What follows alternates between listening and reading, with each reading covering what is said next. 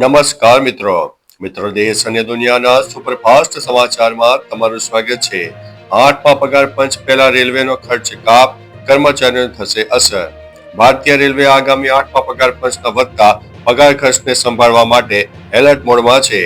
નાણાકીય સ્થિતિ મજબૂત કરવા માટે રેલવેએ જાળવણી, ખરીદી અને ઉર્જા સંબંધિત ખર્ચ ઘટાડવાના આકરા પગલાં લીધા છે। રંજના પ્રકાશ દેસાઈના નેતૃત્વ હેઠળનું આ પંચ 1 જાન્યુઆરી 2026 થી ભલામણો લાગુ કરે તેવી સંભાવના છે, જે 50 લાખથી વધુ કર્મચારીઓ અને 69 લાખ પેન્શનરોને અસર કરશે। અન્ય મહત્વના સમાચારની વાત કરીએ તો અમૂલ ડેરીમાં સાબેસિંહ chairman, Vijay Patel vice chairman રહ્યા છે। ખેડા જિલ્લા દૂધ ઉત્પાદક સહકારી સંઘ અમૂલ ડેરીએ 96 દિવસની આતુરતાનો અંત આવ્યો છે।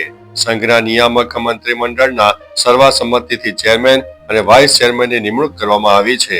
ચેરમેન પદે વીરપુરના સાબેસિંહ પરમારની વરણી કરવામાં આવી છે, જ્યારે વાઇસ ચેરમેન તરીકે ડાકોરના વિજય પટેલની નિયુક્તિ થઈ છે। આ નિર્ણયથી સહકારી સભ્યોનો આનંદનો માહોલ છવાયો છે। અન્ય મહત્વના સમાચારની વાત કરીએ તો રાજીનામાનો ઢગલો થતા કોંગ્રેસને ઝટકો। ગુજરાતમાં કોંગ્રેસની સ્થિતિ એક સાંધો ત્યાં 13 તૂટે જેવી થઈ છે। હવે સુરતમાંથી કોંગ્રેસને ઝટકો મળ્યો છે। સુરતમાં નવા સંગઠનની જાહેર થતા જ માળાના મણકા વિખેરાઈ ગયા છે। ગુજરાત પ્રદેશ કોંગ્રેસ પ્રમુખને ઈમેલથી રાજીનામું સોંપ્યું છે। મંત્રી તરીકે નામ જાહેર થયેલા અશ્વિન સાવલિયાએ પણ રાજીનામું આપ્યું છે। અત્યાર સુધીમાં એક બાદ એક કુલ 9 જેટલા રાજીનામા પડ્યા છે। રાજીનામાથી કોંગ્રેસને મોટો ફટકો પડ્યો છે। અન્ય મહત્વના સમાચારની વાત કરીએ તો કંગનાએ કહ્યું કે કોંગ્રેસે માફી માંગવી જોઈએ। કોંગ્રેસની રેલીમાં પીએમ મોદી વિરુદ્ધ લગાવવામાં આવેલા નારા અંગે ભાજપ સાંસદ કંગના રનૌતે કહ્યું છે કે કયા સભ્ય દેશમાં જાહેર કાર્યક્રમમાં કોઈની હત્યાનું આહવાન કરવામાં આવે છે। આપણી વિચારધારા તો અલગ હોય છે, પરંતુ તેનો અર્થ એ નથી કે આપણે દુશ્મન છીએ અને કોઈના મૃત્યુની ઈચ્છા રાખીએ। આખો દેશ દુઃખી છે કારણ કે તેઓ લોકશાહી રીતે ચૂંટાયેલા પીએમ છે। કોંગ્રેસે માફી માંગવી જોઈએ।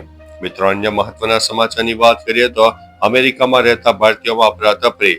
અમેરિકામાં હજારો ભારતીય H-1B અને H-4 વિઝા ધારકોને દૂતાવાસ તરફથી વિઝા સાવચેતીના પગલા તરીકે રદ થયાનો ઈમેલ મળતા હડકંપ મચી ગયો છે। ટ્રમ્પ વહીવટીતંત્રની કડક નીતિ હેઠળ સોશિયલ મીડિયા ચકાસણી વધારવા માટે નવી સ્કીમ લાગુ થતા બન્યું છે। જોકે વડીલોના મતે આ એક કામચલાઉ પગલું છે, કાયમી રદ નથી, પરંતુ આગામી વિઝા એપોઇન્ટમેન્ટ સમયે અરજદારોને ફરીથી તપાસ થવાનું જોખમ ઊભું થયું છે।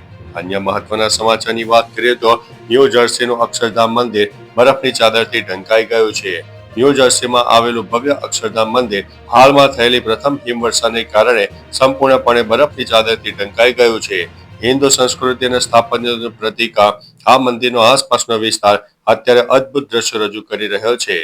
અક્ષરધામ દ્વારા શેર કરેલા ફોટામાં મંદિરનું ભવ્ય સ્થાપત્ય, તેમાં સોનાની નીલકંઠ વર્ણીની પ્રતિમા બરફથી ઢંકાયેલી હાલતમાં જોવા મળી હતી। અન્ય મહત્વના સમાચારની વાત કરીએ તો દિલ્હીમાં મેસીએ કહ્યું કે હું પાછો આવીશ।